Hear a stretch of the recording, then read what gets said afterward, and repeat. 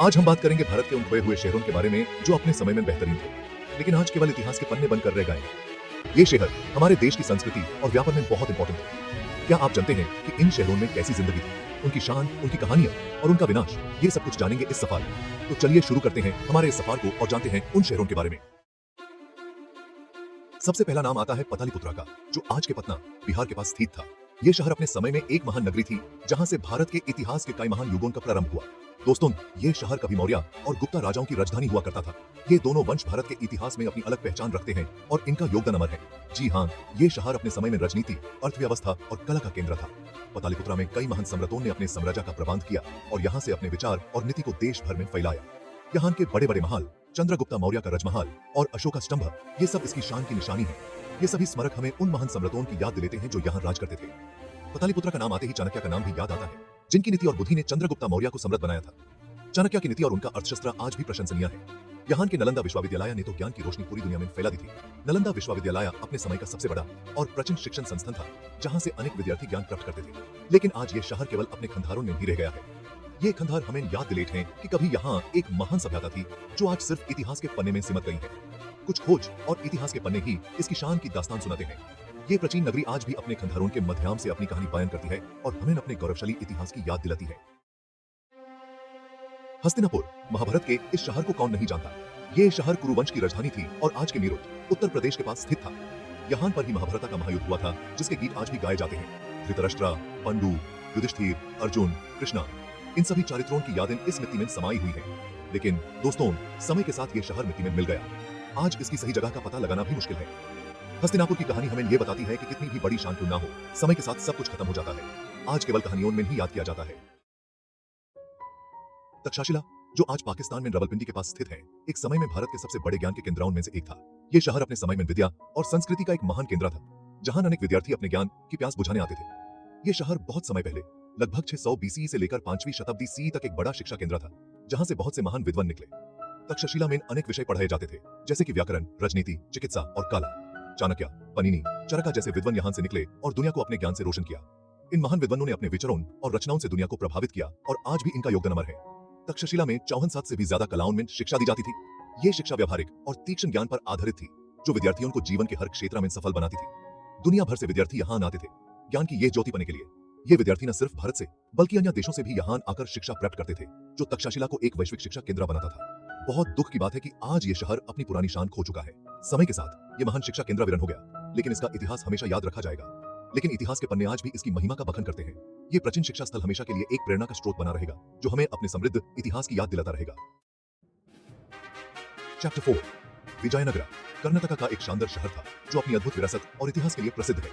ये विजयनगरा साम्राज्य की राजधानी था, जो मस्जिद सही संसार समय में एक समृद्ध और शक्तिशाली साम्राज्य था। ये शहर अपनी शान और अमीरी के लिए फेमस था और यहाँ के बाजारों में हमेशा व्यापार और समृद्धि का माहौल रहता था। इस शहर के राजा कृष्णदेवराय को आज भी एक महान राजा के रूप में याद किया जाता है, जिन्होंने अपने शासनकाल में शहर को उन्नति की ऊंचाइयों तक पहुंचाया। उनके टाइम में कला, संस्कृति और साहित्य का बहुत विकास हुआ और यहाँ के मंदिर और मूर्तियां इस बात का प्रमाण है। लेकिन 1564 में तालिकोटा की लड़ाई के बाद ये शहर पूरी तरह से नष्ट हो गया और इसके बाद ये कभी अपनी पुरानी शान को वापस नहीं पा सका।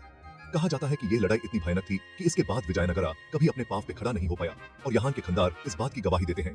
आज ये शहर हम्पी के नाम से जाना जाता है और यूनेस्को वर्ल्ड हेरिटेज साइट है, जो हर साल हजारों पर्यटक को अपनी और आकर्षित करता है। यहाँ के ब्रोकन बिल्डिंग्स आज भी उस युग की शान की कहानी बयान करते हैं और ये जगह इतिहास और संस्कृति के प्रेमियों के लिए एक अनमोल खजाना है। चैप्टर 5, श्रावस्ती, एक बड़ा बौद्ध धार्मिक केंद्र था। ये शहर उत्तर प्रदेश के सहित महत के पास स्थित था। यहाँ पर गौतम बुद्ध ने अपना काफी समय बिताया था। कहा जाता है कि बुद्ध ने यहाँ पर अपने प्रवचनों से हजारों लोगों को अपना शिष्य बनाया था। श्रावस्ती में ही अंगुलिमाला जैसे दकुस को भी बुद्ध ने धर्म का रास्ता दिखाया था। यहाँ पर आज भी अनेक स्तूपास और विहार हैं, जो बुद्ध की यादों को संजोए हुए हैं। आज ये शहर केवल अवशेषों में ही मिलता है, लेकिन ये जगह आज भी बौद्ध फॉलोअर्स के लिए बहुत पवित्र मानी जाती है। चैप्टर 6, कांची, यानी आज का कंचीपुरम, तमिलनाडु में स्थित है। ये शहर पल्लवा वंश के समय में एक महत्वपूर्ण शहर था। यहाँ के मंदिर और बेहद प्रसिद्ध हैं। कैलासनाथ टेम्पल और वैकुंठ पेरुमल टेम्पल जैसे मंदिर आज भी पल्लवा काल की वास्तुकला का बेमिसाल नमूना है। कंची को टेम्पल सिटी भी कहा जाता है। एक समय में यहाँ पर हजारों मंदिर हुआ करते थे, लेकिन समय के साथ इस शहर का महत्व कम हो गया और आज ये सिर्फ एक छोटे शहर के रूप में बाकी है। लेकिन इसकी ब्यूटी और इतिहास आज भी लोगों को अपनी तरफ अट्रैक्ट करता है। सोपरा, महाराष्ट्र का एक महत्वपूर्ण बंदरगाह था। ये शहर अपने समय में व्यापार और संस्कृति का केंद्र था। सोपारा का नाम शुरपराका के नाम से भी मिलता है। कहा जाता है कि यह शहर दूसरी शताब्दी बीसीई में बहुत समृद्ध था। यहाँ से रोमन साम्राज्य के साथ व्यापार होता था। सोपारा से सिल्क, स्पाइसेस और ज्वेलरी का एक्सपोर्ट किया जाता था। लेकिन समय के साथ ये शहर अपना अस्तित्व खो गया था और आज ये नाला सोपारा के नाम से जाना जाता है। चैप्टर 8 उज्जैनी, जो आज का उज्जैन है, एक समय में भारत का एक बड़ा धार्मिक और सांस्कृतिक केंद्र था। यह शहर क्षिप्रा नदी के किनारे बसा हुआ है। उज्जैन को महाकाल की नगरी भी कहा जाता है क्योंकि यहाँ पर भगवान शिव का प्रसिद्ध महाकालेश्वर ज्योतिर्लिंग स्थित है। कालिदास जैसे महान कवि यहाँ के कोर्ट में रह चुके हैं। उज्जैन में हर 12 साल में सिंहस्था कुंभ मेला लगता है जिसमें करोड़ों लोग स्नान करने आते हैं। आज का उज्जैन तो जिंदा है, लेकिन पुराना उज्जैनी अपनी असली शान खो चुका है। चैप्टर 9 इंद्रप्रस्था, महाभारत के अनुसार पांडवों की राजधानी थी। यह शहर आज के दिल्ली में था। कहा जाता है कि इंद्रदेव ने ही पांडवों को यह शहर दिया था। इंद्रप्रस्था को एक ऐसे शहर के रूप में वर्णित किया गया है जो अपनी शान और संपन्नता में स्वर्ग से कम नहीं था। लेकिन आज के दिल्ली में इस प्राचीन शहर के कोई निशान नहीं मिलते। बस कुछ इतिहासकार ही इस शहर की सही जगह के बारे में अंदाजा लगा पाते हैं। इंद्रप्रस्था की कहानी हमें याद दिलाती है कि समय के साथ सब कुछ बदल जाता है। जो शहर कभी अपनी शान की चौप पे था, आज वो सिर्फ किताबों में ही जिंदा है। चैप्टर 10 और अब बात करते हैं तम्रलिप्ता की, जो आज के वेस्ट बंगाल के तमलुक के पास स्थित था। यह शहर अपने समय में भारत का एक महत्वपूर्ण बंदरगाह और व्यापार का केंद्र था। यहाँ से साउथ ईस्ट एशिया और मध्य एशिया तक का व्यापार होता था।